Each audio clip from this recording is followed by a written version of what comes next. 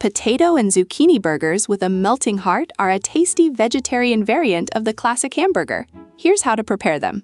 Ingredients: 2 medium potatoes, 2 zucchinis, 100 grams of melting cheese, such as mozzarella or scamorza, 1 egg, 50 grams of breadcrumbs, salt and pepper to taste, aromatic herbs as desired, for example, parsley or chives, flour as needed for breading, olive oil for frying or pan cooking.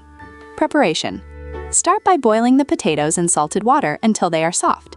Drain them and let them cool down. Meanwhile, wash the zucchinis, dry them, and grate them with a large holed grater. Squeeze the grated zucchini well to remove excess liquid.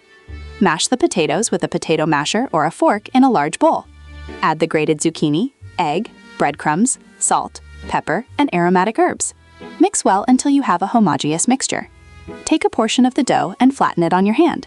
Place a piece of melting cheese in the center and cover with another portion of the dough, shaping everything into a burger. Roll each burger in flour, making sure to cover it evenly.